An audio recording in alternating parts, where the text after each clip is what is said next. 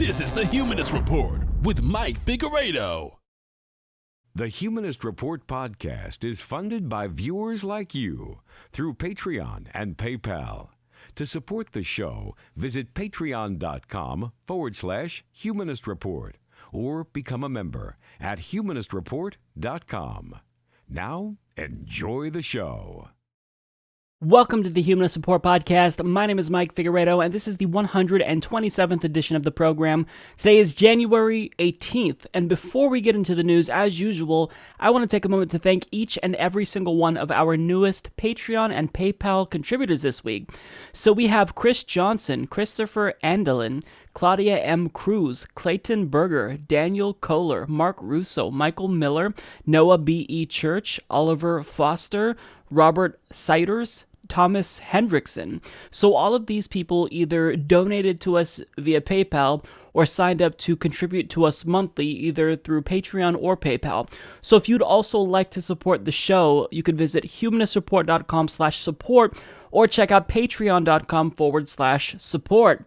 So on today's episode, Joe Biden bashed millennials. So we'll talk about his 2020 strategy, generally speaking, and why this is a horrible idea. Joe Arpaio still doesn't know why he's running for the United States Senate. Chelsea Manning announces her run for the Senate, and she's already inadvertently proving that neoliberals are in fact hypocritical. We'll talk about a viral video that demonstrates exactly why we need Medicare for all. The Dakota Access Pipeline has already had 5 spills in just 6 months. The Senate needs just one more vote to pass a bill that would nullify the FCC's repeal of net neutrality. Tom Perez admits that reforming the DNC is a lot more difficult than he initially thought it would be. And a journalist bashed Bernie Sanders for not compromising with Donald Trump and the Republicans. So all of these topics will be discussed in today's episode. Let's go ahead and jump right in. I hope you guys enjoy the show. Millennials, people in my generation, around my age range, are generally worse off than previous generations in a multitude of ways. I mean, I don't even know where to begin. First of all, we're inheriting a rigged economy that disproportionately benefits elites and the rich. We are also inheriting a dying planet that we have to be the ones to save if we even want to have a future at all. And when I talk about these things, when I talk about the economic woes that plague the millennial generation, I'm not just being hyperbolic, because the Young Invincibles, which is a DC-based think tank, actually crunched the numbers and found that millennials earn approximately $10,000 less annually than baby boomers, which is a 20% change overall. Now, additionally, Young Invincibles also found that declines in education levels have changed so drastically between now and then that, quote, young people today that have a degree with debt earn roughly the same as young workers with no degree in the late 1980s. And that's problematic, but it's not just that our degrees are worth less today than they were back then. But additionally, as Cheat Sheet explains, on average, millennials pay 150% more in tuition than baby boomers. So we pay more for our degrees that are worth less. And it's not just education. The average cost of weddings went up by 24%. The cost to purchase a home increased by 294%. And the cost of food has also increased substantially, even when accounting for inflation. Also, contrary to popular belief, millennials are not lazy. We are now the largest generation in the U.S. labor force, and productivity continues to increase even though we have a very large presence. However, wages have not kept up with productivity, meaning we're working harder for lower wages generally speaking, and prices keep increasing. So our generation undoubtedly has it harder than previous generations. That's not to say that different generations didn't have other problems that were pretty prevalent, but our generation, economically at least, is much worse off, and the future doesn't look very bright for a lot of us. However, when we complain about these things, we're often labeled as entitled millennials who want it all. We're called lazy, and the reason why, we aren't making as much money as our parents is because we just don't want to work very hard. And a lot of people seem to have this anti-millennial rhetoric. And they blame us for everything. I mean, look at all of the anti-millennial articles that are constantly being written. I mean, it just goes to show overall that older generations hate millennials, even if it's the case that, we're not responsible for the current situation. We're just now entering it. Now, one individual in particular who, interestingly enough, seems to have the same type of anti-millennial stance is former Vice President Joe Biden. And he actually has some really harsh words for millennials who dared to speak out about our current situation. And before I tell you what he said, let me just remind you that this is an individual that is presumably going to be running for president in 2020. So if there's any generation he needs to guarantee a win, it's going to be us. So keep that in mind and listen to what he has to say about our generation. I only had 2 political heroes in my whole life. And this is not new. I've said this since 1972. Dr. King and Robert Kennedy. And up to that point, there was a war raging. There was a bitter fight over even whether we should talk about the environment. Women were still viewed as second-class citizens and not prepared to have significant jobs, thought that. And we were told the people didn't talk to one another over the war. And we were told, drop out, go out to Haight-Ashbury, get engaged. Shortly after I graduated in 68, Kent State, 17 kids shot dead. And so the younger generation now tells me how tough things are. Give me a break. No. I have no empathy for it. Give me a break. Because here's the deal, guys. We decided we were going to change the world, and we did. We did. We finished the civil rights movement to the first stage. The women's movement came into being. So my message is, get involved. There's no place to hide. You can go out and you can make all the money in the world, but you can't build a wall high enough to keep the pollution out. You can't live where you're you can't not be diminished when your sister can't marry the man or woman or the woman she loves. You can't, when you have a good friend being profiled, you can't escape this stuff. So if that doesn't tell you that Joe Biden is out of touch, I don't think anything will. I mean, let's go back to the quotes here. The younger generation now tells me how tough things are. Give me a break. I have no empathy. Give me a break. Because here's the deal, guys. We decided we were going to change the world, and we did. My message is get involved. Now, I don't even know where to begin. First and foremost, what did you do specifically, Joe Biden? Were you out there fighting for civil rights? Because I remember Bernie Sanders fighting for civil rights and being arrested because he was leading a march to desegregate the University of Chicago. But for some reason, I don't see any pictures of you protesting when you were younger, Joe. So how involved were you exactly? Now, second of all, we can't ignore the conservative undertones there, because basically the implication is that, well, if your situation is tough, then pull yourself up by your bootstraps. What does that sound like to you? That sounds like a conservative type of philosophy. It really puts the individual at the center of one's economic issues. So that way, if there are economic problems, if the aggregate economy isn't functioning for normal Americans, well, that's not necessarily the economy's fault and, Congress's fault. That's your fault for not doing enough to pull yourself out of this difficult situation. That's the implication. And Joe Biden specifically really has a lot of nerve saying this when he personally is responsible for worsening our situation. So he actually helped to exacerbate the student debt crisis at the behest of his donors, the big banks.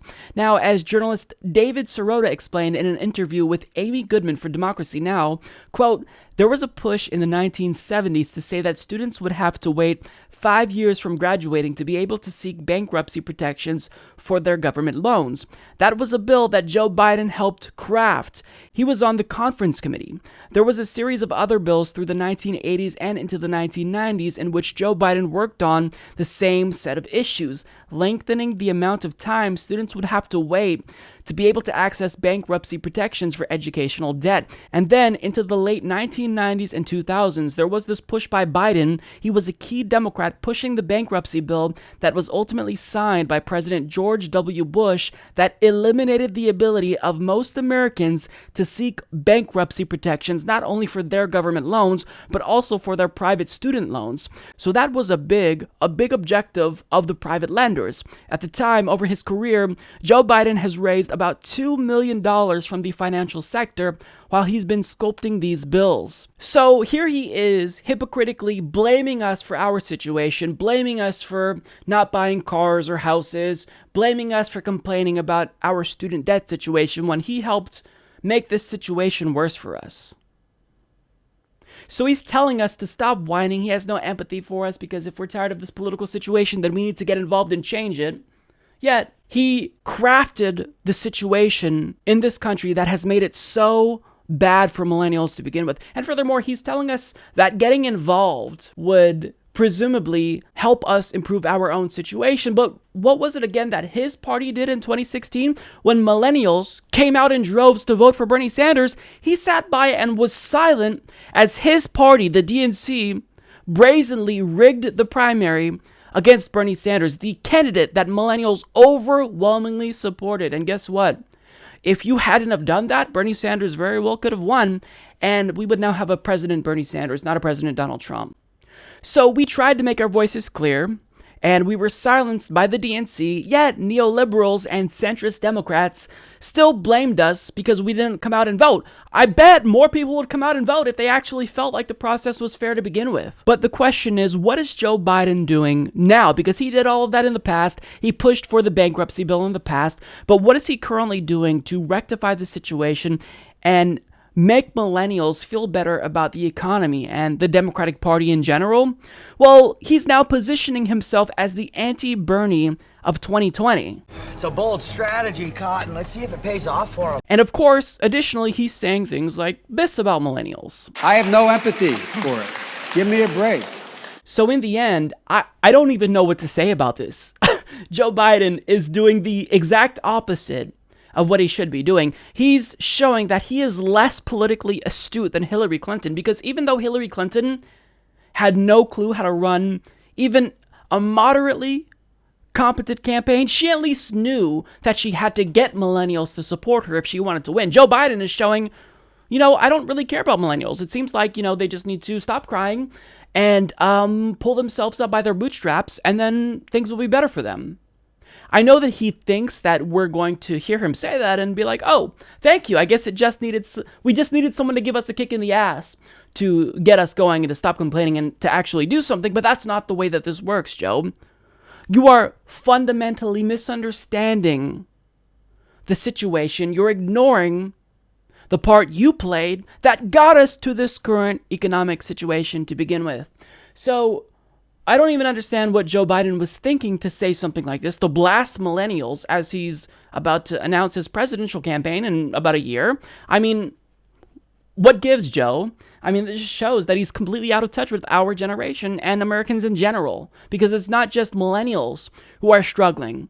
It's the working class in general of all generations, and that's what's important. So I don't necessarily want to imply that millennials are more important and that I care more about my generation than other generations. I think that together we need to cultivate this class consciousness that's been missing in this country and realize that the working class is getting screwed over by people like Joe Biden. Chelsea Manning is an individual that showed a tremendous amount of courage by exposing war crimes that our government was committing abroad. Now, she's someone that I absolutely look up to, because to expose the government like that, the most powerful country in the world, I mean, I can't even fathom the amount of bravery that takes. I don't know that I would be as courageous, but Chelsea Manning thought that the truth was more important than her own life. So obviously what she did is commendable, and she's deciding to continue fighting for the American people, and she is running for the United States Senate. I'm Chelsea Manning, and I approve this message. We live in trying times. Times of fear.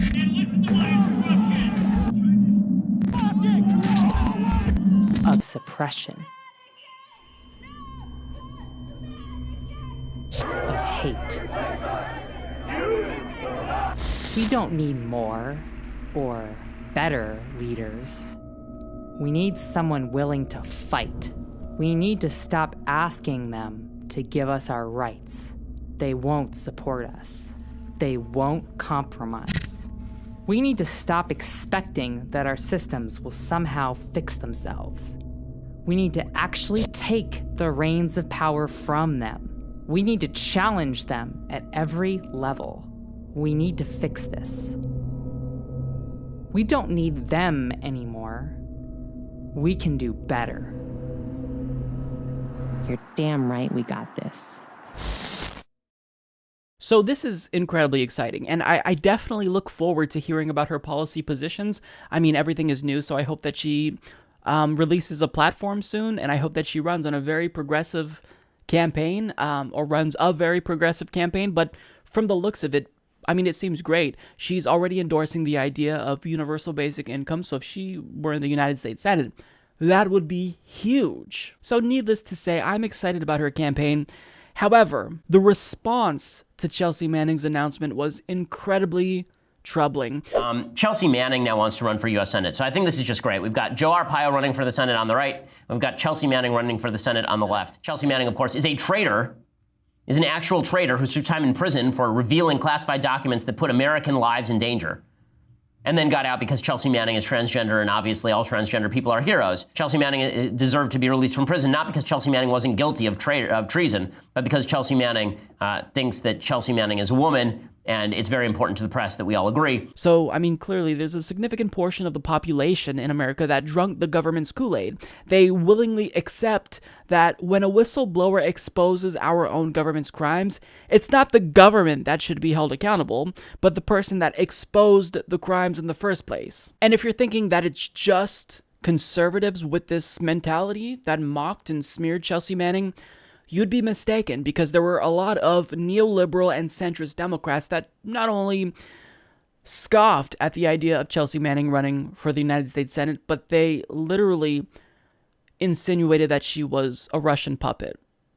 Not even kidding about that. So we're going to turn to an article written by Glenn Greenwald for The Intercept, and at first you may be taken aback by the language he's using because he invokes identity politics quite a bit, but towards the end of the article it's going to make sense as to why he's doing this. It's to really expose the amount of hypocrisy that the Democratic Party establishment exhibited in the past. So he argues, over the weekend, Chelsea Manning announced her candidacy for the U.S. Senate by posting a video outlining the broad themes of her campaign. Manning, a whistleblower who served 7 years in a U.S. military brig for exposing systemic U.S. war crimes, was held under prison conditions so brutal that the UN formally denounced them as inhumane. While her whistleblowing made her a hero around the world, Manning has also now become an icon of LGBT equality and trans rights, with an act of profound bravery that at least matches, if not surpasses, her whistleblowing. She announced her transition and demanded the dignity and treatment to which she was entitled while she was imprisoned in the middle of a sprawling U.S. military base in a brig at Fort Leavenworth, Kansas. Since her release from prison, she has become a visible and outspoken advocate for the rights of trans people.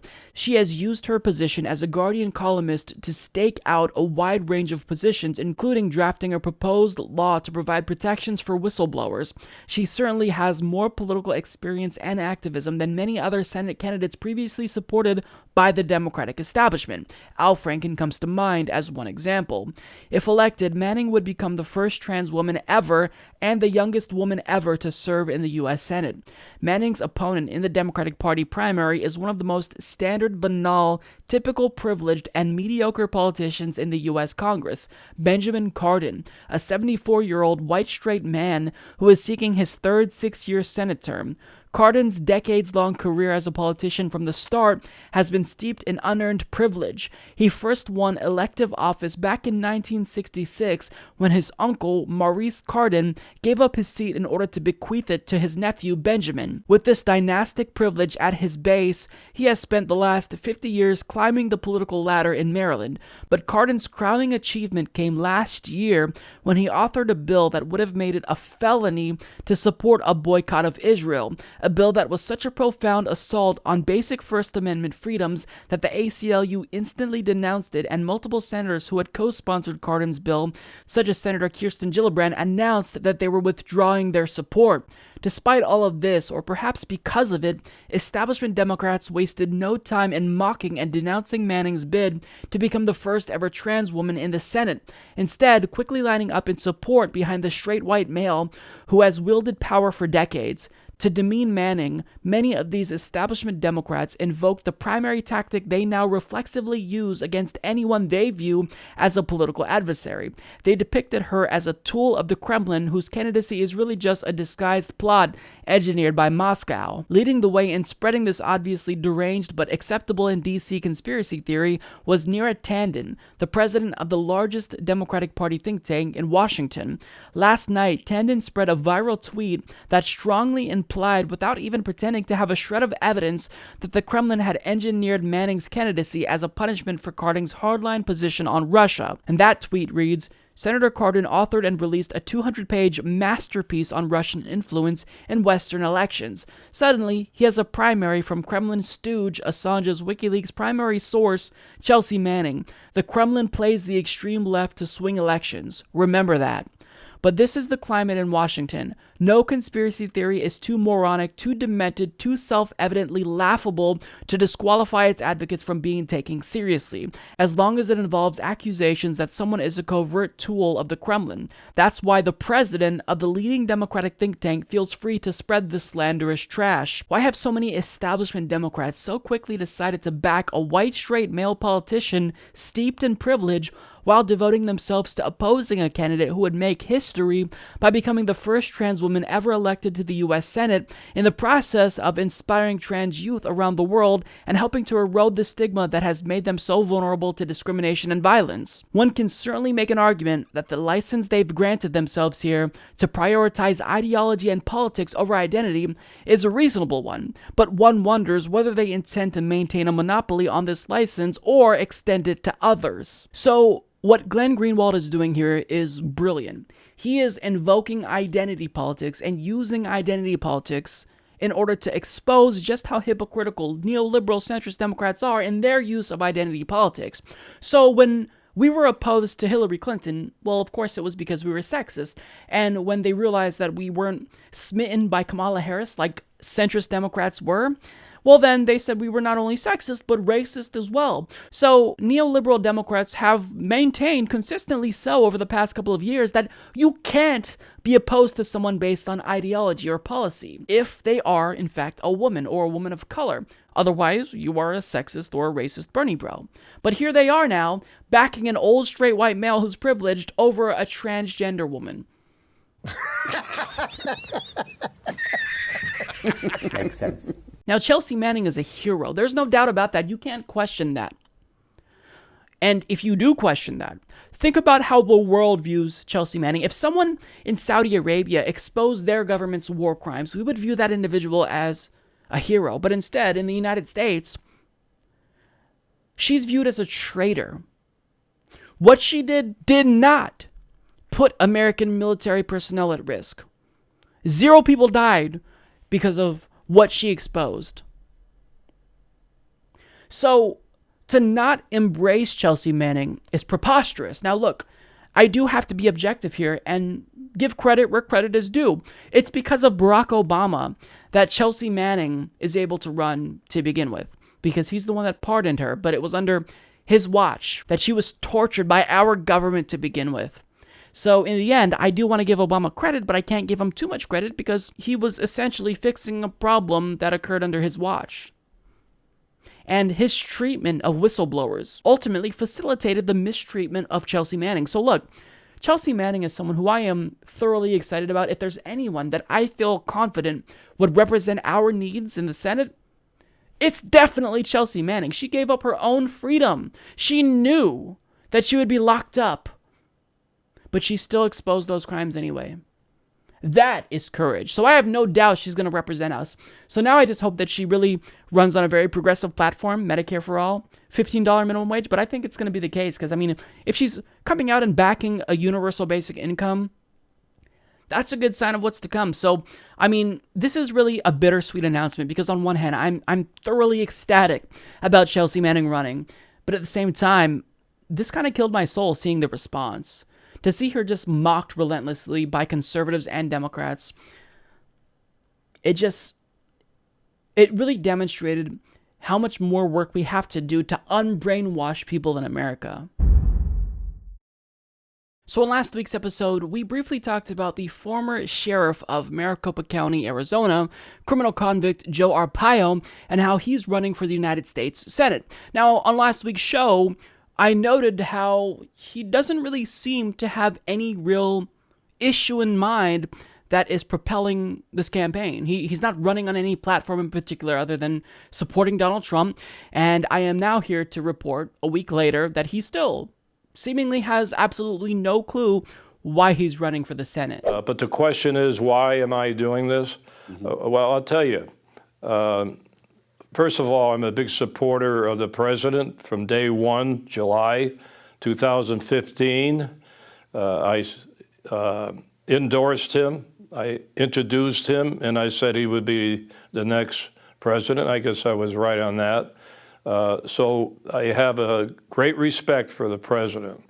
And between you and I don't like what's going on with certain people going after him. He's done a great job. And I want to do something to help him and help the people of Arizona. So I've had a long career. 60 years serving my country, 56 years in law enforcement. Joined the Army when the Korean War started. Right. Was a cop in D.C. I can go on and on. Believe me, he does go on and on and on until Chris Cuomo finally cut him off. But I mean, he let him just drone on way longer than he should have. So he states here, I want to do something to help him, meaning Donald Trump, and the people of Arizona. He wants to do something. He doesn't necessarily know what, but he knows it's going to be something good to help them. I mean, what's the point of your campaign, Joe? Why are you running? If you don't have any issue that is pulling on your heart that you just feel so passionate about, then why are you running? He knows that since this is a national campaign, it's going to get national press coverage. He can't just be overtly racist like he previously was. So he has to pretend as if, he has this equitable philosophy about the world and that he thinks everyone is equal, and he would never target undocumented immigrants or Mexicans in general, even if he was convicted of doing just that. But now, since he can't just come out and overtly be racist, he doesn't really know what to run on, because we know deep down Joe Arpaio is running because he is racist. And when he says he wants to support Donald Trump's agenda, well, without saying it, he's basically saying, I'm going to help him push for deportation. I'm going to help him get that wall approved. I mean, these are the things that Joe Arpaio would obviously fight for in the event he was elected to the United States Senate. So Joe Arpaio doesn't know why he's running. And not knowing why you want to run is a big enough reason to not run in the first place, but additionally, he has a criminal record. That's another reason why maybe you should sit this one out, Joe, but according to him, we're all wrong and he's completely innocent. You went out in some ignominious circumstances, and now you're asking the people to give you another chance. I mean, have you changed? Do you no longer believe in profiling Latinos and stopping them just because of the color of their skin? Do you believe in no longer herding people together and putting them in bad conditions? That is wrong. That is wrong. You're convicted of it. My guys do not raise. No, convicted by a judge. Right. No jury, who was very biased. I'm not going to go into his history. One day it's going to come out very soon. You were told to stop a discriminatory practice, and you refused, Joe, and you got convicted of contempt. We did not refuse. No. We had the authority to do it by the federal government. They swore in all my deputies to be immigration officers, and we were doing our job in that period. Evidently, the judge did not agree with it, even though the federal government laid the guidelines how we would do it.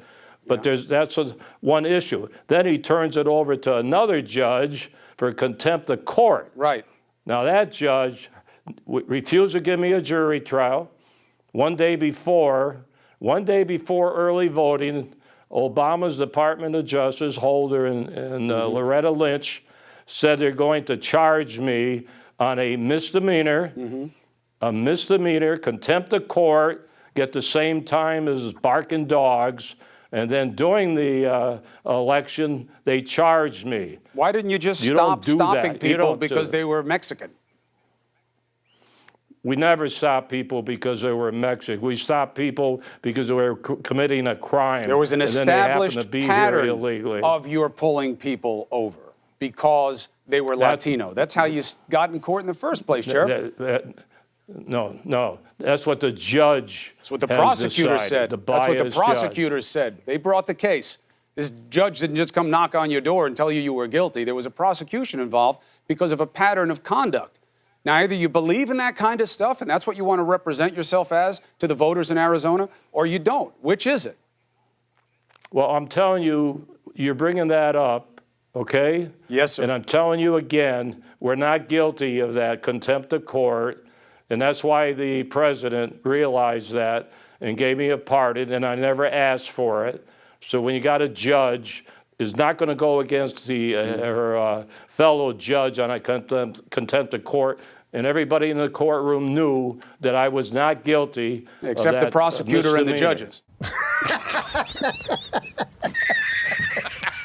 He's totally innocent, you guys. He only set up Tent City, bragged about it, and likened the conditions in his jails to that of concentration camps, but I mean, he's totally innocent. He totally wasn't just accused of racially profiling individuals and ordered to stop and then defy the judge's orders. I mean, this is ridiculous. Look, and one thing that's so unique about the Joe Arpaio case is that in the United States, we typically have a two-tier justice system. So if you are rich or powerful, typically you're probably going to be able to get away with crimes that you want to commit. Whereas normal, everyday Americans, if they commit crimes, they get locked up, they get convicted of it. But Joe Arpaio is one of the few individuals with power that was actually prosecuted and convicted for crimes he committed. So that just goes to show you how much of a criminal and how corrupt he really is. And yes, I'm not just saying corrupt because I like to throw that word out there. He was also accused of corruption as well. So, I mean, the extent to which Joe Arpaio is unqualified can't be overstated. This guy is not just unqualified, he is certifiably insane. And you could really get the sense that there's something off about him in these interviews. But in spite of everything he did, all the crimes he committed, even if he was convicted by it, so by definition he did something wrong, well, he claims that he has no regrets. No, I don't have regrets. A few mistakes, yes. Everybody makes mistakes. Was the birtherism a mistake? When you have a...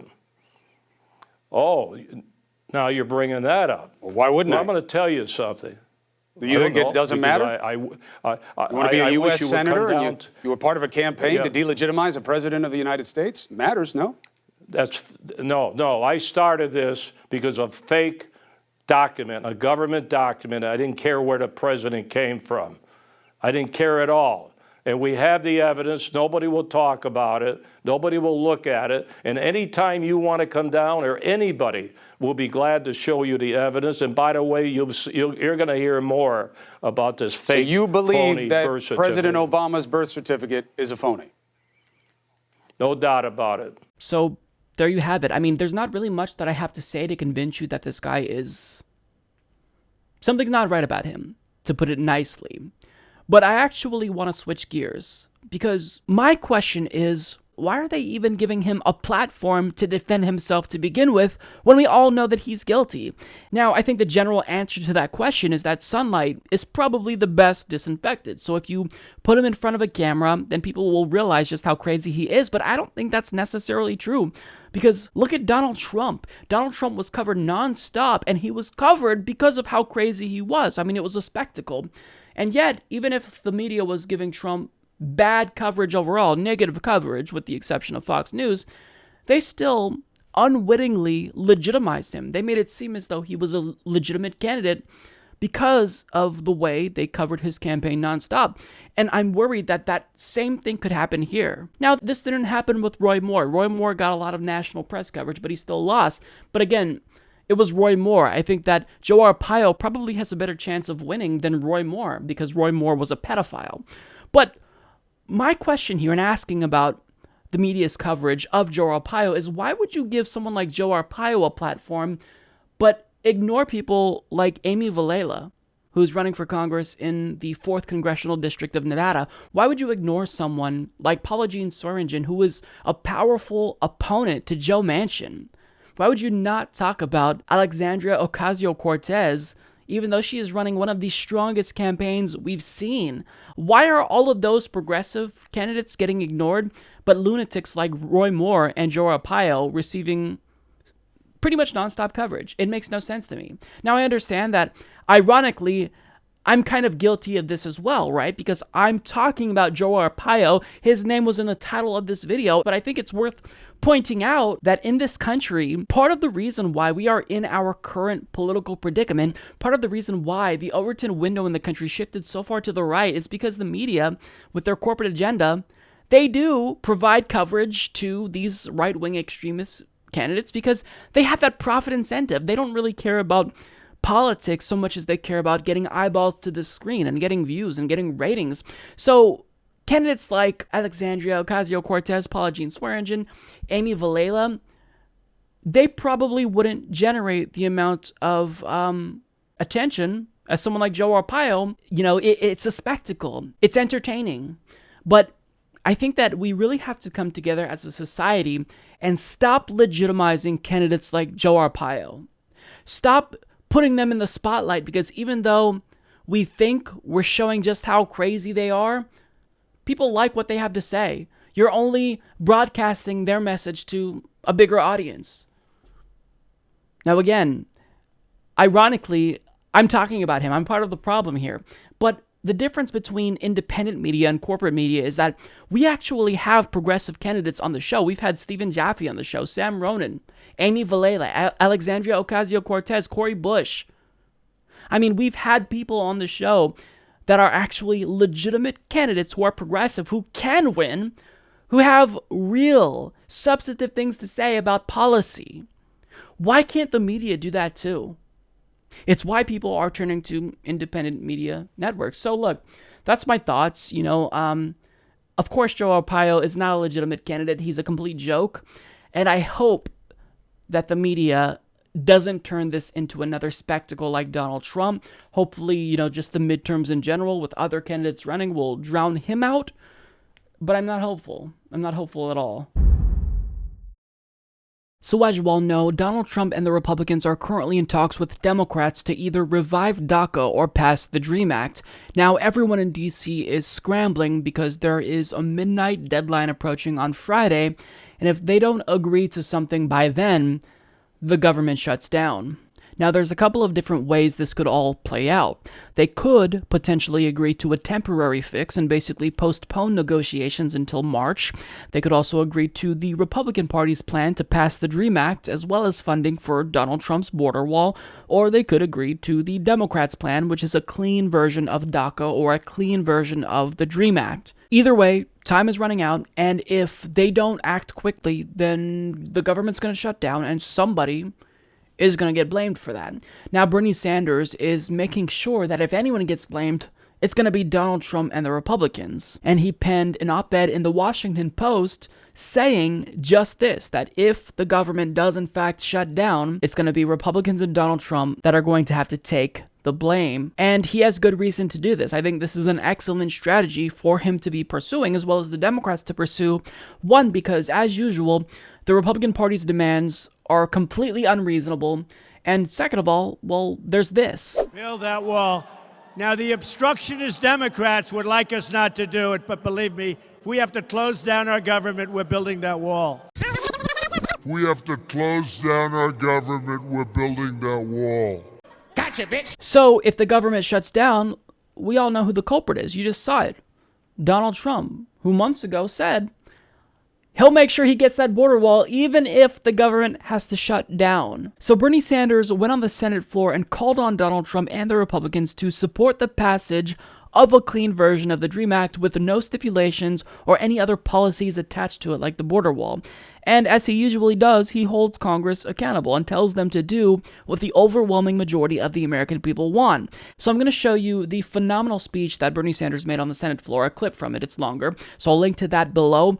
But I'm going to show you what Bernie Sanders said, and then In spite of what I think is a great strategy, I'm going to tell you what one journalist said about Bernie Sanders' strategy and why this journalist thinks Bernie Sanders is being unreasonable here. I rise today to speak on behalf of nearly 800,000 dreamers, young people who were brought to this country as children, who today are living in fear and uncertainty. As a result of the Trump administration's decision to end the DACA program, these young people are at risk of losing their legal status and, in fact, face deportation from the only home that most of them have ever known. And that home is the United States of America. This is one of the great moral issues of our time, and it is an issue that must be dealt with now as part of the budget negotiations. It cannot be kicked down the road any longer. We must pass the DREAM Act now as part of the current budget negotiations. Each day the Congress does not act, 122 people lose their DACA protections, 851 people each and every week. This is a matter of urgency, and we have got to act accordingly. But I want to assure my Republican colleagues that not only is this the right thing to do from a moral perspective, from an economic perspective, it is also exactly what the American people want. Nobody here is asking anybody in the United States Senate to rise up and to be extraordinarily brave and courageous. Why don't you just do what the American people want us to do? No profiles in courage are needed now. Poll after poll have shown that the overwhelming majority of the American people want to provide legal status to the Dreamers and to protect them from deportation. From a political perspective, this is not a difficult decision. I am, however, very concerned that President Trump is using the 800,000 Dreamers as a bargaining chip to force the taxpayers of this country to pay for an $18 billion wall. An $18 billion wall. Now, some may remember that during his campaign for president, Donald Trump told the American people that it was the Mexican government that would be paying for the wall. Well, it turns out that it didn't quite work out that way. And now it is the taxpayers of this country who are supposed to pay for a wall. Mr. President, let me be as clear as I can be. We cannot and we must not hold the lives of 800,000 young dreamers hostage in order to fund a wall that the vast majority of the American people oppose. Now, he then brought out a poster, including a quote from Donald Trump, where Donald Trump basically states that he is willing to shut down the government in order to get that border wall. And Bernie Sanders did this so he can hold Donald Trump directly accountable in the event of a government shutdown. I mean, this is how you play politics. You use someone's words against them so that way if something happens, they take the blame for it. And Donald Trump, since he has a big mouth, he already preemptively took the blame for shutting down the government. It's because he wants this border wall. So I'm proud of Bernie Sanders for staying strong here. We need people who will advocate for dreamers and be relentless and not back down. However, one journalist, as I mentioned earlier, is angry because Bernie Sanders is not buckling. I'm not kidding about that. He is literally angry that Bernie Sanders is not compromising with Republicans here. Even though Donald Trump, just last week, seemed open to the idea of passing a clean DACA bill, even though Bernie Sanders basically backed Republicans into a corner. CNBC journalist Jake Novak argues that Bernie Sanders is wasting his political capital and hurting Democratic Party aims and his own legacy, essentially because he's refusing to compromise and not rolling over and dying like Democrats usually do. So he argues, Senator Bernie Sanders has never been the silent type. He's making noise again with a series of TV appearances and an op-ed this week preemptively blaming Republicans for a potential government shutdown. More than a year after his stunningly impressive Democratic presidential primary run, this is just the latest example of Sanders engaging in fiery rhetoric. But that's the problem. Democrats need Sanders to do more than rant, and he needs to do more than that as well if he wants a legitimate political future. With the passage of the tax reform bill, Republicans have proved they are a real threat, and Democrats can see verbal attacks alone aren't going to stop the Trump/GOP legislative agenda. But unlike the tax bill, the current budget and immigration issues will require at least some Democratic votes to resolve, handing them a golden opportunity.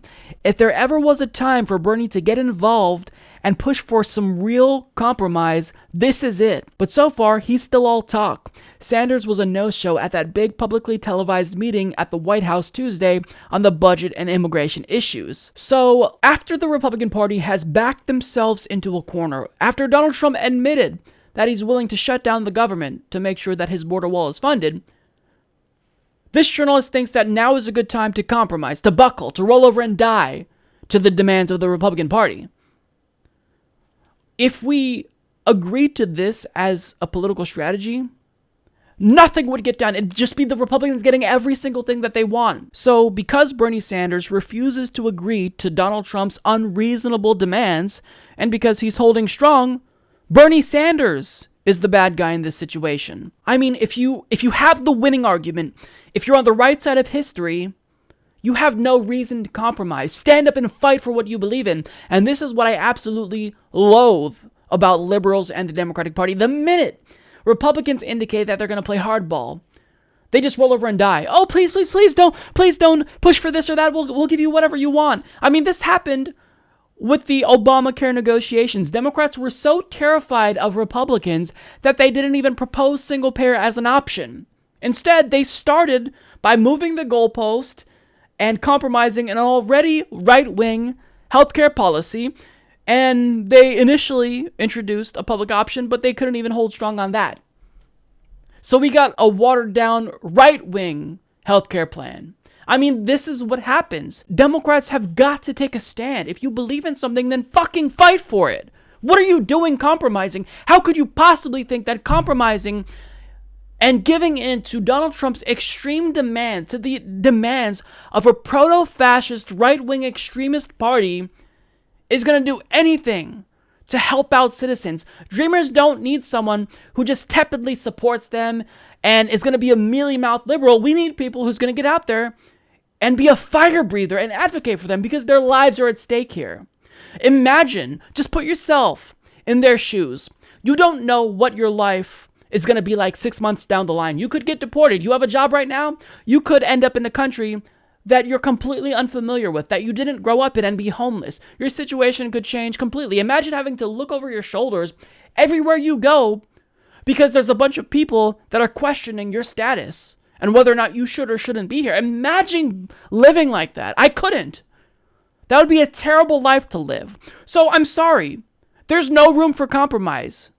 Pass a clean version of DACA or get blamed for it. But this author is encouraging Democrats and Bernie Sanders to employ the exact opposite strategy that they should be using. Democrats have always had the tendency to roll over and die, and Bernie Sanders isn't doing that.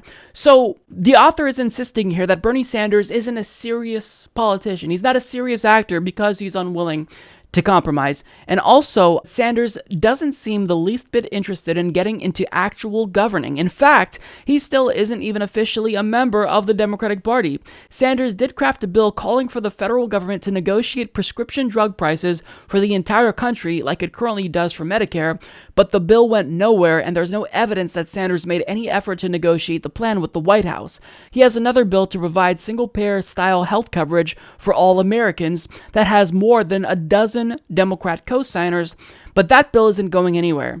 Proposing bills that have no chance of passing in a majority Republican Congress isn't the best way Bernie can use whatever political capital he earned from the election. Perhaps we shouldn't be surprised. Sanders has been in Congress since 1991, but has barely had a legislative impact in Washington during that 27-year period. Other than going through the grueling effort of running for president, it's a fair argument to say that Bernie remains a lot more bark than bite. Real political leaders have to make compromises. That stinks sometimes, but otherwise nothing gets done. What will Bernie choose? Sorry, Bernie, but since you're not willing to compromise with the unreasonable demands of Donald Trump and the Republican Party, even if you have them backed into a corner where they can get blamed for a government shutdown, you're not the real grown-up. According to this journalist, Bernie Sanders doesn't know how governing works, but I mean, what could Bernie Sanders possibly know about governing? They only call him the Amendment King, but I mean, he knows nothing apparently. He's done nothing in his 27 years in Congress, according to this biased journalist. The thing about negotiations is that you need to look at the bigger picture and what Republicans are demanding. Democrats have the argument that the American people agree with. So you don't have to negotiate with the right-wing extremist party's unreasonable demands if you have the American people on your side and if the party was already willing to take blame for a government shutdown. And guess what? Even CNN, a news organization that boasts about how neutral they are, published an article explaining how Democrats are, quote, letting Republicans fundamentally reframe the immigration debate. So when someone from CNN implies that Democrats are too weak, then certainly they're too weak. But this journalist is saying, well, they need to be even weaker. They need to compromise. They need to buckle and not hold strong and be even weaker. Now, he also implied here that Bernie Sanders' bills like Medicare for All was a bad idea because, I mean, these bills have no chance of passing in a right-wing controlled Congress. But the reason why Bernie Sanders introduced this and why we cheerleaded him on when he introduced this was because introducing it now gives you the chance to put in the work to cultivate a massive coalition so that way when Democrats do take back Congress, if we can get enough progressives in there, a lot of the work for this bill will have already been done. So after reading this article, I get the impression that this journalist doesn't really know how governing works. He doesn't know the importance of putting in time to build coalitions and making sure that you hold strong. I mean, what message does that send to Bernie Sanders supporters or even Democratic Party voters if their party buckles at every chance they get? They're never ever willing to hold strong. I mean, I remember back in 2010, before they ultimately decided to vote to repeal Don't Ask, Don't Tell, there were so many times when they signaled that they were not going to hold strong and buckle. We need people to fight for us. If we elect them, they represent us. So why are you discouraging them from doing that? Why are you telling them to give in to the demands of a party that is unreasonable? I mean, it makes no sense to me. So I really hope that Bernie Sanders disregards this argument and does what he is continuing to do. Because to say that Bernie should compromise or that Democrats should be even weaker, it's absurd to me. I can't even comprehend how someone could come to that conclusion. The University of Maryland Medical Center in Baltimore did something recently that demonstrates exactly how broken America's healthcare system really is, and it shows exactly why we need Medicare for All. So they treated and discharged a patient with nowhere to go. So since she didn't have anywhere to go, they dumped her off at a bus stop, and she was half naked. She had a medical gown on, and they left her. So a man named Imamu Baraka filmed what happened, and I'm going to show you the video. It's pretty disturbing, but I would encourage you to challenge yourself and watch it because we can't turn away at things that make us feel uncomfortable. We have to realize this is what's happening in the United States in 2018. So this isn't the full clip, it's a portion of it, but watch it and then we'll talk about it afterwards. Wait, so y'all just gonna leave this lady out here with no clothes on? So you all are just gonna leave this lady out here like this?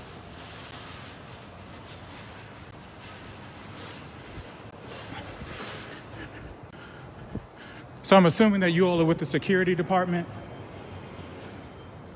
Okay.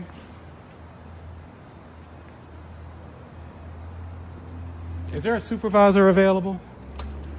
I am a supervisor. So you all are okay with leaving that woman out there like that? She was medical clear.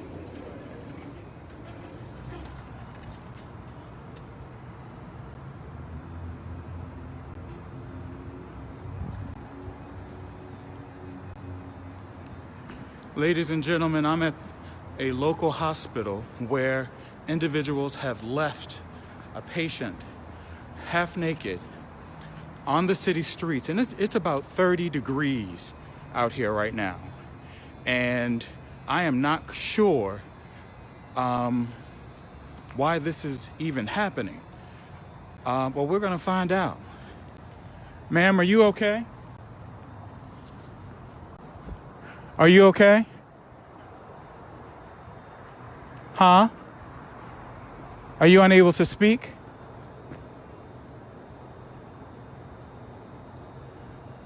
Are you okay, ma'am? Do you need me to call the police?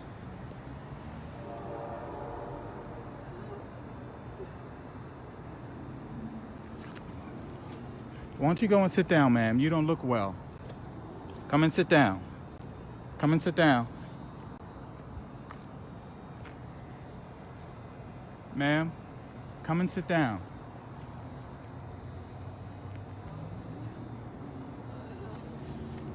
Ma'am, why don't you come and sit down?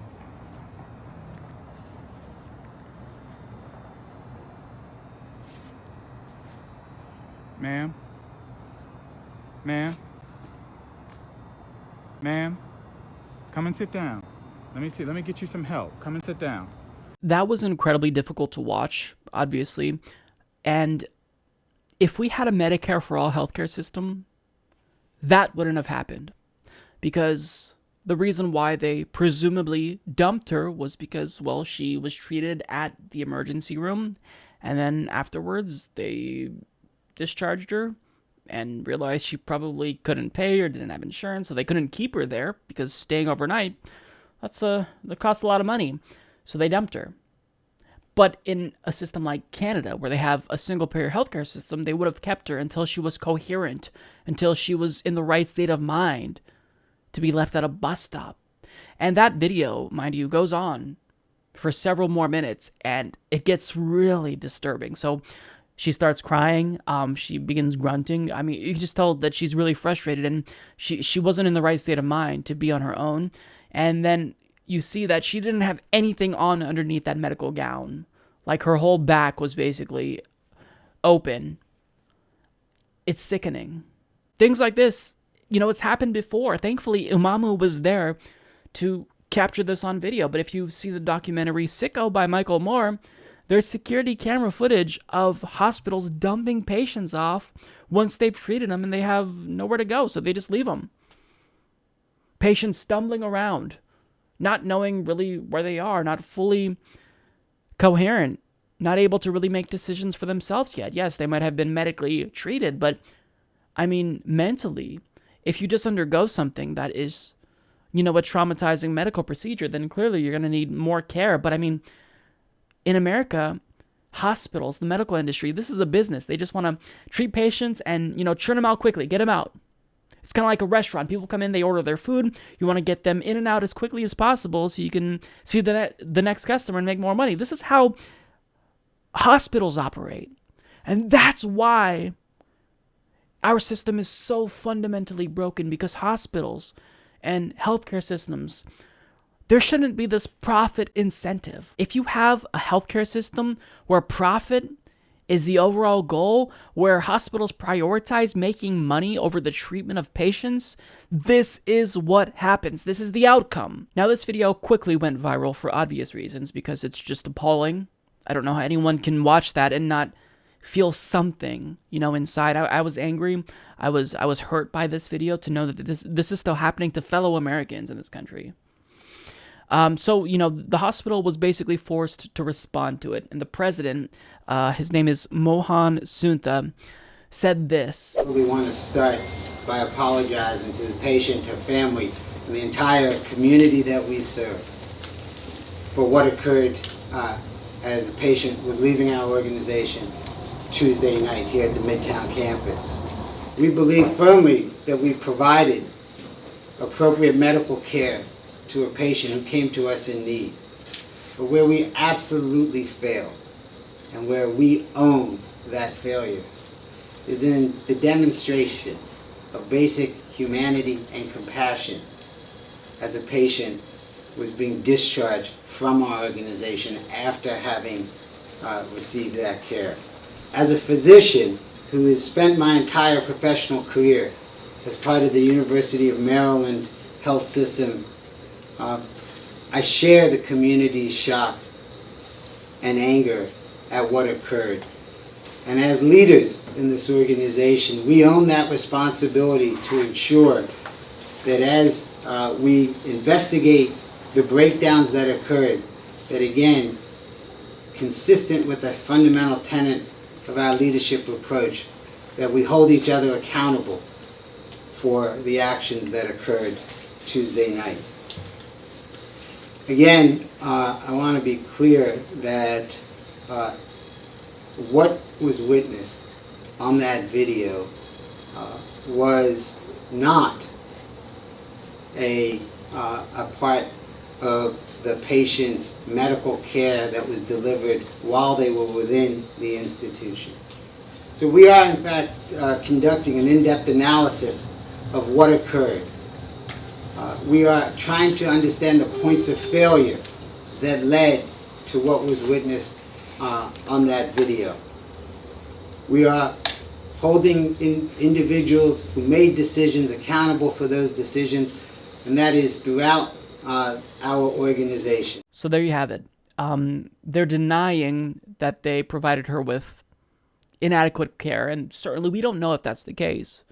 I believe that they thought that she was clear, but I mean, one thing that's evident is that she clearly shouldn't have been released. She wasn't in the right state of mind.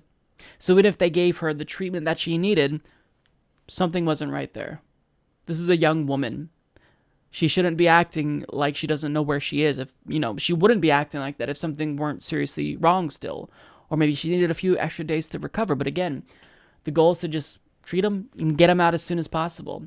And if they don't have anywhere to go, sometimes this is what happens. So we've got perhaps the least shocking story in the history of news covered on the Humanist Report here today. Because to no one's surprise, the Dakota Access Pipeline leaked multiple times. And Eileen Brown of The Intercept actually has a summary of just how frequently this pipeline has leaked since it's been fully operational. So she explains the Dakota Access Pipeline leaked at least 5 times in 2017.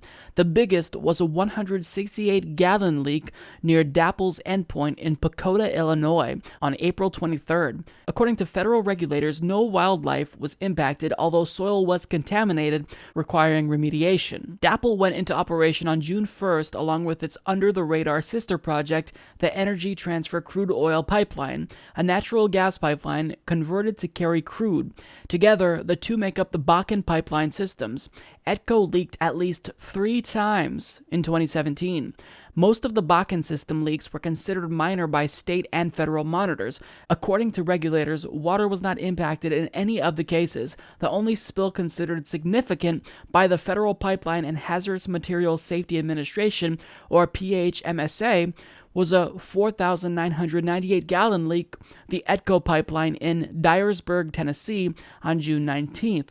Tennessee Department of Environment and Conservation spokesman Kim Shofinsky told The Intercept that reporting the spill to the agency was not required because it was contained within the pumping station where it occurred.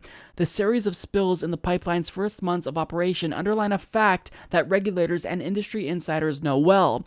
Pipelines leak. Yeah, so is anyone shocked by this at all?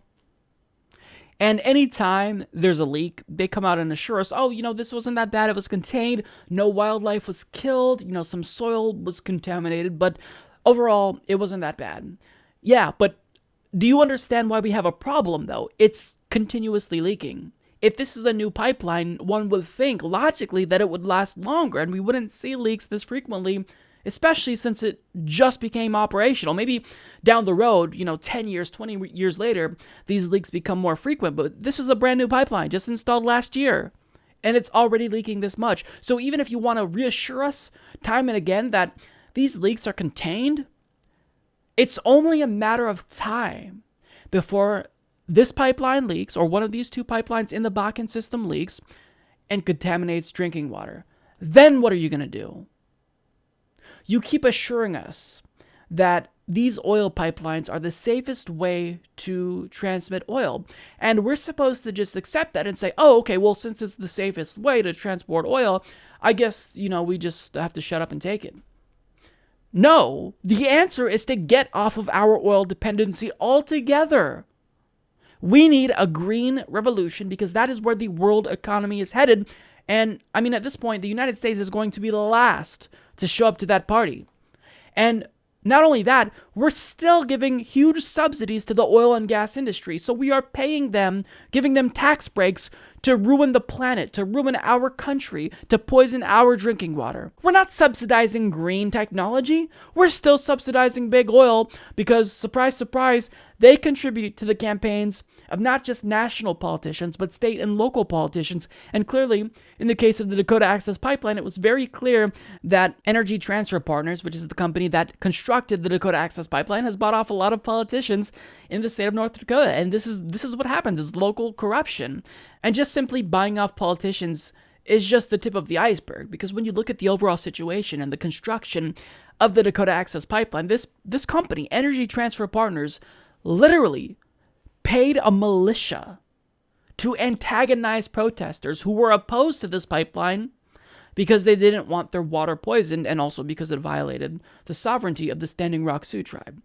But this company is so disgusting that they literally had militants with attack dogs treat these protesters like terrorists. Literally, they used counter-terrorist tactics against peaceful protesters that would show up in large crowds to pray, for example. They treated those individuals like terrorists. They used tear gas. They shot them with cold water in freezing weather. So I can't not be outraged anytime this pipeline leaks.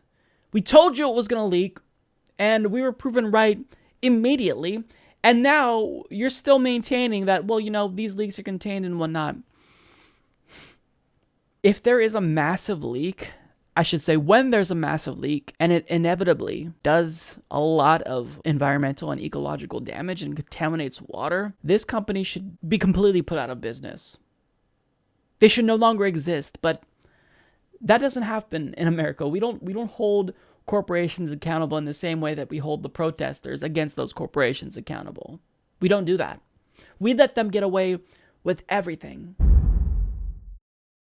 Former Labor Secretary Tom Perez has now been the DNC chairman for almost a year, and he was tasked with repairing the DNC's horrible image.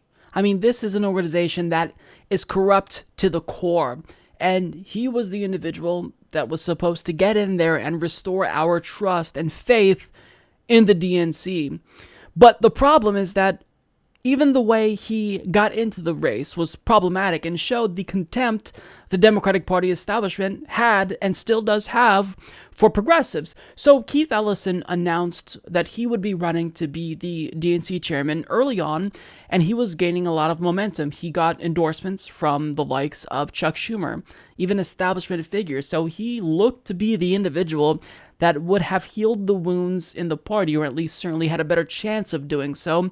But President Obama pushed Tom Perez in that race. We don't even know if Tom Perez wanted to be the DNC chairman, and he ended up winning. So you have to understand that there's a lot of bad blood there just because of the way he became the DNC chairman. But now, after a year, I do think it is important to kind of reflect on everything he's done. And unfortunately for Tom Perez, it's been a terrible job, and he has done nothing to restore our faith in that corrupt institution. Now, in an article for Politico, he was actually pretty open about his expectations when he first got there. So Edward Isaac Dovere explains, 1 year into Tom Perez's project to save the Democratic National Committee from complete collapse, officials are beginning to dig out of the hole left by Debbie Wasserman Schultz's mismanagement, Barack Obama's indifference, alleged Russian hacking, and the bitter rivalry between Hillary Clinton and Bernie Sanders, capped by accusations of election rigging. But going into a midterm election that should be the Democrats to lose, the DNC is still struggling to bring its factions together and assert itself. Throw into the mix powerful super PACs, the much better funded party committees focused on Congress and governors, and more independent voters than ever, and many wonder whether the DNC has a place at all anymore. I knew it was a turnaround job when I ran, but I undeniably underestimated the depth of the turnaround job. We had to rebuild almost every facet of the organization, and equally importantly, we had to rebuild trust, Perez said in a recent interview at party headquarters. Not just people who had invested in the DNC, but others. They just felt the party had let them down. But there are glimpses of progress and a sense of tempered optimism. Most of the DNC's officers and members have coalesced behind Perez. Fundraising, while still trailing far behind the Republican National Committee, is on uptick, boosted by a major donor program Perez has nurtured, and checks that picked up after Democrats won high-profile races last fall in Virginia and Alabama. State party chairs say they're being listened to again, and a tech operation that had atrophied to the point of near collapse under the previous leadership is being rebuilt. So I'm glad that Tom Perez here is admitting that he underestimated the depth of just how big of a turnaround job this would be. But the fact that he underestimated it shows just how out of touch he really is. I mean, this party was basically in ruin because of Debbie Wasserman Schultz and her leadership. And because of Obama basically robbing the DNC and Hillary Clinton taking control of the DNC. I mean, this was an organization that was on the verge of collapse. And to even take a risk with someone like Tom Perez, who was a really controversial figure in a party that is divided, I thought that was idiotic for DNC members. But it says here that most of them coalesced around Perez. Well, no shit, they voted for him. So that means nothing. What matters is if the base is going to coalesce around Tom Perez. And certainly that has not been the case. We reject him because guess what he just did months ago? He purged progressive representatives within the DNC. He kicked out Babs Cyperstein. He kicked out Ray Buckley, James Zogby. These are progressives who we feel confident would represent our interests within the DNC. Kicked them out. Replaced them with stooges for the establishment. How are you going to build trust that way, Tom? You can't. You just can't do it. And I think that that task might be impossible. The DNC name is so tarnished, it may be irreparable. But that's fine. Because, yes, there are organizations that have popped up. Our Revolution. Organizations that do fund progressive candidates. Brand new Congress. So yes, the DNC is still important in providing funding to state parties and governor races and whatnot, gubernatorial races, that is. But this is, I mean, to repair the image of the DNC, it seems impossible. It's like polishing a turd and convincing us that that's not a turd anymore. I mean, it's seemingly impossible. Now, Tom Perez responded directly to the fundraising woes, which I think is a result of his incompetence and the party's incompetence, and this is what he has to say about that. Perez said the DNC's fundraising woes are overblown, noting that it raised more in the second half of 2017 than in the same period in 2015 or 2013 without an incumbent president to help. Obama did just one DNC fundraising event last year, but has plans to do several more in the months ahead. Downplaying the importance of the GOP's money advantage, Perez noted that the RNC outraised the DNC by about $30 million in 2005 ahead of the 2006 Democratic wave election. If you want to write a story that says RNC outraises DNC, that is the quintessential dog bites man story, and has been for some time. They've got a lot more wealthy people, Perez said. Am I content with that? Absolutely not. We have a size 12 vision that can enable us to win everywhere, and we currently have a size 9 budget. So that to me was really telling, because we have to look at the language he's using here. So he says that the Republican Party has a lot more wealthy people, and he's not content with that, and he wants to increase their budget as well. And he's done a lot of things to reach out to donors. And when we talk about him reaching out to donors, we're not talking about you and I, the people who donate $27 at a time. We're talking about the big boys. So he wants the party to be more entrenched because he believes that money is what will make the Democratic Party electorally viable again. When that's such an antiquated way of looking at the world, because Bernie Sanders showed that you can be successful if you don't take corporate money. Now, what's a sure way to regain trust of progressives?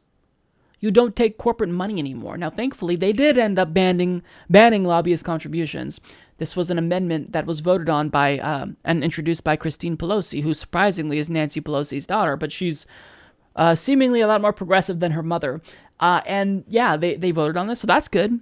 But at the same time, he's trying to draw in donors that are big, that can fund the party, that can up their budget.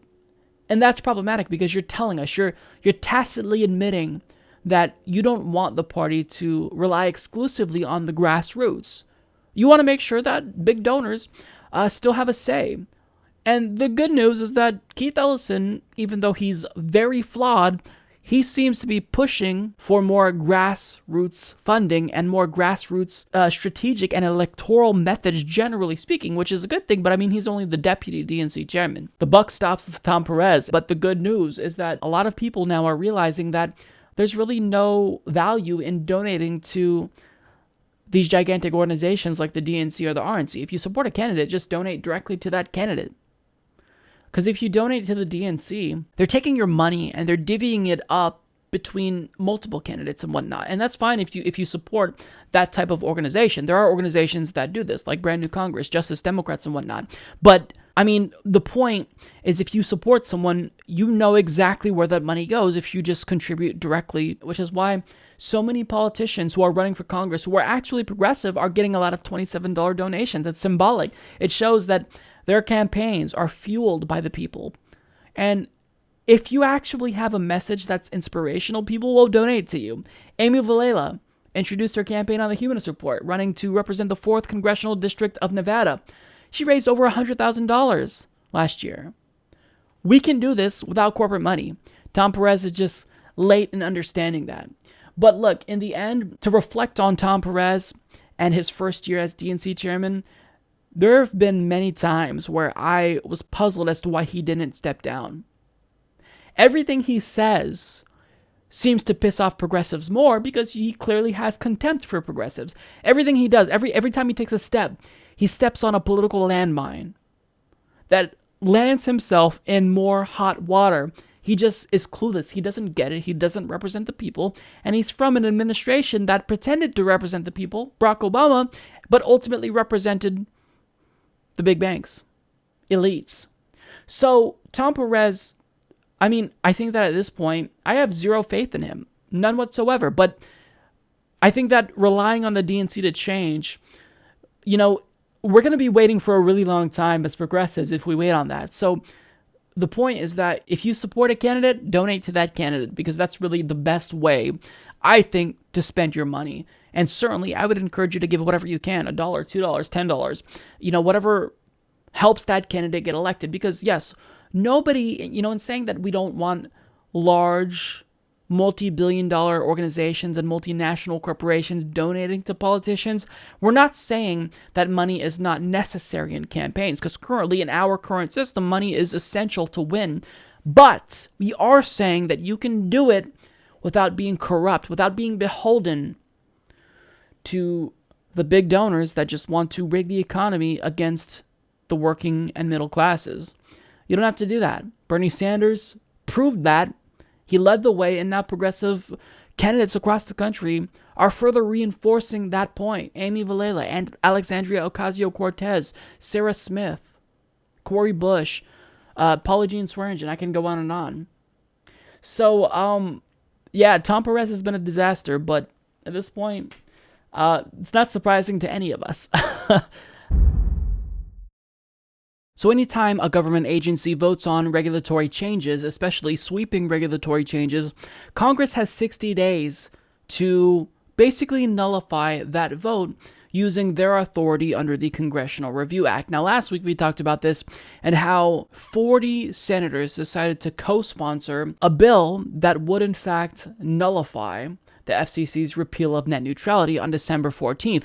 So we focused on Democrats, and I am now happy to report that every single Democrat in the Senate is now on board because of you making those calls, because of your activism, because of the continued pressure that you are putting on the party. You got them to buckle, and now every single Democrat in the Senate is supporting a bill that would nullify the FCC's vote. Now, all we need now is just one more Republican, and guess what?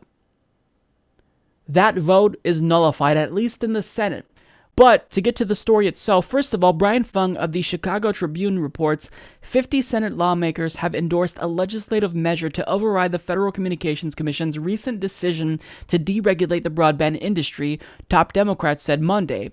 The tally leaves supporters just one vote shy of the 51 required to pass a Senate resolution of disapproval in a legislative gambit aimed at restoring the agency's net neutrality rules.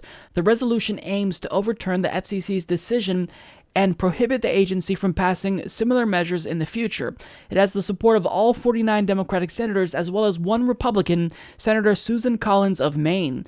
To win passage of the resolution, its supporters must recruit one more Republican member to their ranks, but the measure must survive the Republican majority House and be signed by President Donald Trump to take effect.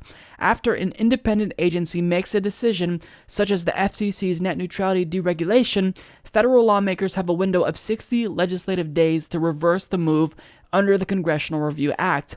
As of last Tuesday, 40 senators had signed onto the resolution to challenge the FCC under the act. Since then, another 10 have joined the effort. So at this point, they're going to vote on this. That's a sure bet. They're going to vote on this, and Mike Pence at this point would cast the tie-breaking vote if it is in fact 50-50. Now, we all know what Mike Pence is going to do. He's probably going to vote against it, which means it would die in the Senate. But ideally, what we want to happen is for this to pass in the Senate so it moves on to the House and generates a lot of press coverage. And if it actually does get to Donald Trump's desk, even if he vetoes it, that still garners a tremendous amount of press coverage. It makes Donald Trump take a position on this, because up until this point, he's been silent on the FCC's repeal of net neutrality. I mean, he's signaled to Ajit Pai that he's okay with whatever, but he hasn't taken a strong stance, which is what a president should do in this situation. So here's what we have to do now. Since we need just one more Republican, we need someone who's on the fence, someone who is easily swayable. And even though Lisa Murkowski is a Republican senator from Alaska that came out against the FCC's reclassification of the internet as a utility under Title II in 2015, well, back in December, her office actually told the Daily News Miner that they were undecided as to whether or not she would support Ajit Pai's vote. Now, she said this on December 2nd. He then went on, as you all know, to vote to repeal net neutrality on the 14th of December. So we don't have any more updates. So as far as we know, Lisa Murkowski is still undecided. She's someone who we might be able to persuade. So we have to call her and let her know what's at stake. This is something that is incredibly unpopular, not just among Democrats, but your own party, Lisa. So I'm going to give you all of her office numbers. I think we can't just call her DC office. We have to make sure that we make the biggest impact possible. And if we all call different offices, I think collectively this will get her attention. So her DC office number is 202-224-6665. Her Soldotna number is 907-262-4220. Her Ketchikan number is 907-225-6880. Her Juneau office number is 907-586-7277. And her Anchorage office number is 907-271-3735. So I'm going to call hopefully a couple of these depending on how much time I have, but certainly I'll call her DC office number. And I'm going to try to be brief and as concise as possible, but no promises. Hello, this is Senator Lisa Murkowski. Thank you for your call. For information about my office locations and hours of operation, please press 1. Know that I appreciate that you're taking the time to share your thoughts with me on the issues that are important to you. If you are an Alaska resident and would like a response to your concerns, please leave your name, address, and phone number. Please press 2 for this option. You can also leave me an email on my website at www. I'm just going to press 2. Thank you for calling our Washington, D.C. office. We appreciate you sharing your comments. Please leave a message. Hi, I'm just calling to encourage Senator Murkowski to sign on to the Congressional Review Act to nullify the FCC's vote to repeal net neutrality on December 14th. So far, all 50 Democrats have signed on to this bill, and her colleague, Susan Collins, also signed on to this. Now, I know that she was undecided, but this is an issue that the overwhelming majority of the American people want Lisa Murkowski to get on board with. A majority of Republicans do not support the FCC's repeal of net neutrality, so Lisa Murkowski can represent her constituents and the people of America well if she signs on to the Congressional Review Act to nullify the FCC's vote. So please do this. Thank you. Okay, I think I'll call Juno now.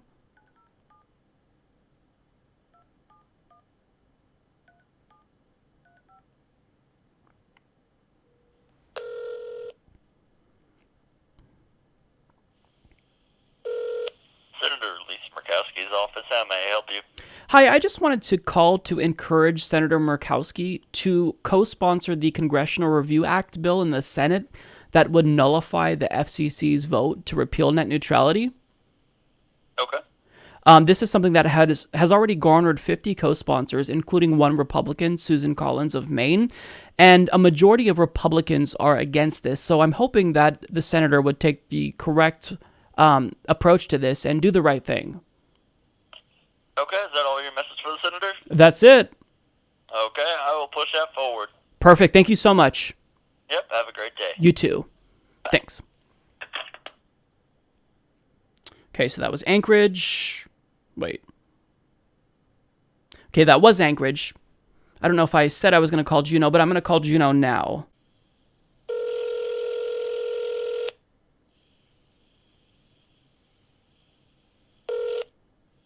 Thank you for contacting the Juneau District Office of Senator Lisa Murkowski and Senator Dan Sullivan.